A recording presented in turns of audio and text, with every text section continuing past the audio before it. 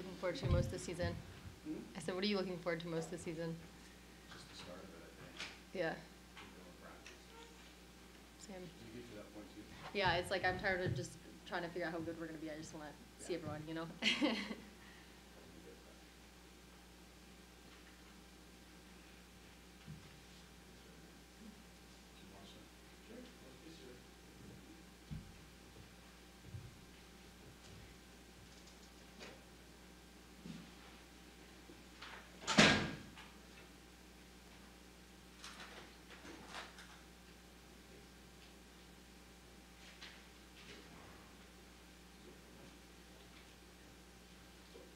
Kelly, when you look at Sarah's training from coming back from last year, she spent her summer basically trying to run nothing but elevation. Yeah. How can you see that helping elevate her performance this season?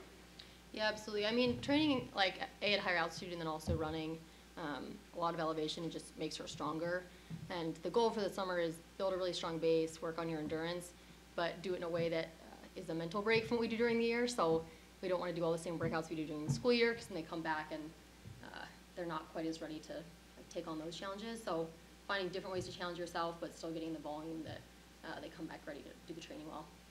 Doing 16,000 feet of elevation in 3 weeks, is that something you would pick to change it up? Not me, or probably I wouldn't recommend it for anyone else on our team, but for Sarah, like she's built up to that over time, so she's done a lot of trails over the summer, and so for her now, after many summers of college training, like that's, maybe I wouldn't say appropriate volume for her, but that's an okay limit to push herself to. For our other athletes, a couple thousand feet elevation a week would probably be more appropriate, but that's, Sarah's a little bit different in that way. She is a rather intense individual when it comes to her thinking about her running. How does that play out on your team? Does that help your team? Is she somebody that they feed off of because of that intensity? Yeah, absolutely. I think she's really intense, but she also finds a way to be really light too. And I think that's what's really valuable for our team, is they see someone who takes running super, super seriously, but is also just goofing around and like picking up snakes on runs and stuff like that. And so I think it's really inspirational for other women on the team who want to accomplish what she has on the track or in cross country, because they see someone who's really intentional when she comes to practice, really focused, you know, really purposeful and prepared for practice, but then can also just find the fun in it too. Yeah. Kevin Lytle with Colorado. Nice to see you. Yeah, nice to see you.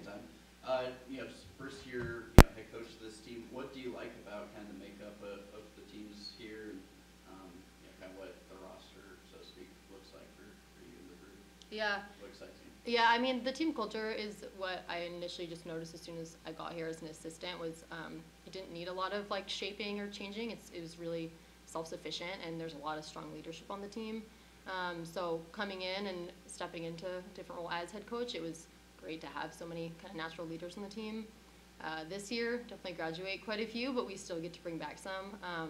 But this year's fun. We had a lot of freshmen coming in, so 7 freshman boys and 5 freshman girls. So excited to have a mix of leadership and athletes that are going to kind of pass down some of the stuff that has been really key to our culture, but also some new athletes who are going to come in and kind of see what our future looks like. So that, coming off NCAAs, a year ago, is that kind of a good mix of, some of the experience have done that, and like you said, those youngsters, like, that's sort of the expectation that they, are shooting for now? Yeah, absolutely. We return a couple on either side who are on our nationals roster. And then the message to the team is going to be to get back to the meet. We're going to have some people step up who haven't scored for us before, which is an exciting opportunity. I think last year, both the men's and women's side, it was like our nationals team was made up of all people who'd been here for a while, kind of proven themselves, and this year it's going to be totally a mix. There'll be a couple strong leaders, and then we're going to need either some freshmen transfers to make a big impact right away, which will be an exciting opportunity for them. Kelly, Damon Cook from the Rocky Mountain Collegiate. How's it going? How are you? Good.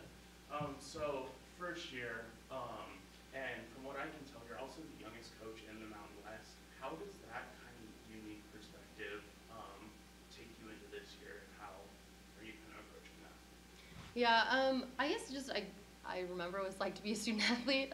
Sometimes maybe too much, right? You have to separate a little bit, and it's easy to get like so emotional with like their highs and lows, and like I remember what that feels like. But yeah, I think I just really understand what they're going through, and I'm able to help, mentor them through that well. You guys have the exact same schedule as last year. Is that something that's you've ever seen before? Is that kind of interesting, or is it just you guys really found a group of meets that you really like to compete in? Yeah, so when we kind of build out our schedule for the year, we look at where's the national meet going to be, and then we try to have meets before that are going to help us get there and help us perform well there. So the Wisconsin Nuttycombe meet is always the best meet to get at large points. So if you want to go to nationals, you either got to be top 2 in the region or you got to have enough at large points. And we're in the hardest region in the country, so banking on top 2 is not a good idea. And so if we want to get points, we need to be at Wisconsin. So that meet's always there. And then the Wyoming meet is great. It's a first season meet. It's close by, so we kind of always go there. The one that we will sometimes move around is the Roy Griak weekend. And that one we really liked last year because it's a really hilly, grassy course, and that's what the national meet was last year down in Stillwater, and that's what it's going to be this year in Charlottesville. So the other change that Coach Epperson made last year with the schedule compared to previous years was only racing every 3 weeks, and we felt like, for the first half of the season, and we felt like with those 3-week blocks we could really have a great training period and then come back to each meet a lot more prepared as opposed to every 2 weeks. So that's kind of why we stuck with the same schedule. Next year we would maybe change the second meet a little bit, but this year, just given what nationals looks like, it's made no sense. What have you learned from Brian so far, just in your time being here as maybe just a leader and just kind of making this jump up for you? What Yeah. has he kind of instilled in you? Just a lot. I mean, he comes and sits in my office every day on the couch and passes on his wisdom, helps kind of troubleshoot every sort of issue, from just individual athlete problems, whole team dynamics. He's been here 35 years, I think, so he's seen a lot. Probably the biggest thing is his term is servant leader. Be a servant leader to your student athletes. Find ways to serve them every day. It's not glamorous, and just find ways to help people. So that's something that I'd say he's passed on the most to me, and I try to be like him in. Both teams making nationals last year. I think it's the first time since 2004 Yeah. that's happened. I mean, do you see that kind of expectation in the group? I know you lost some runners, but I mean, the people that have returned, do you see that kind of expectation of we want to do that again on both sides?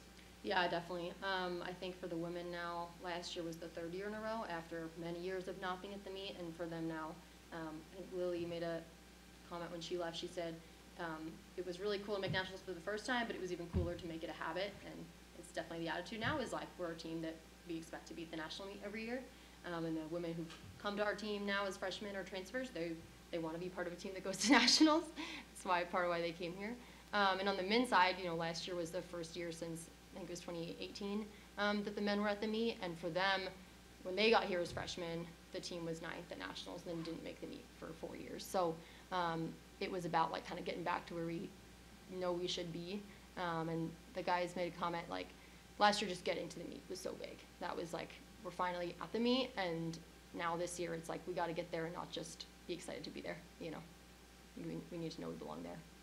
Do you notice a sense of competition, even within the 2 squads, the guys side maybe being hey, the girls made it 3 years in a row, we got to step it up here? Yeah, absolutely. I think Mike, did you do the piece last year on Max? Yeah. So Max Martinez last year had a comment we want to pack the bus. The guys were tired of going and sending the girls off to nationals. They were tired of waving goodbye on the bus, and they wanted to be on the bus with them. And so it's definitely each group has motivated each other.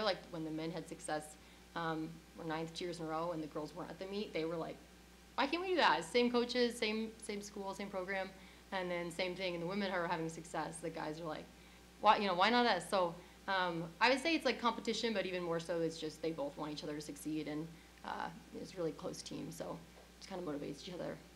You mentioned that the program is really self-sustaining, so maybe not a lot of this to worry about, but now that the program has had some success these last couple of years, is there any worry of I don't know, resting on your laurels, falling back, well, we're here now, or do you still sense that same drive, I guess? Yeah, good question. I would say just given that we've had people graduate, there is that sense of urgency of, okay, they're looking to who was on the team last year, they know we're missing people, and so there is still that urgency. And then I think too with recruiting, we want to always bring in kids, even though maybe now we can bring in more talented guys who just have a really strong work ethic and who, you know, aren't just going to rest on the fact that they were successful in high school. We want to bring in those right personalities that are going to be successful at the higher level. What are some of the, what were some of the more difficult adjustments for you to make to, as you talk about going to head coach and how you're dealing with your student athletes? What are some of those? I guess just being the one who has to make the hard decisions. You know, before it was like kind of bounce ideas with Coach Everson, but ultimately he had to make, you know, hard calls at the end of the day, and now I have to, I get to. So just trying to, it's going through, you know, sometimes the more like hard life situations that student athletes go through when you're 18 to 22-year-old living away from home.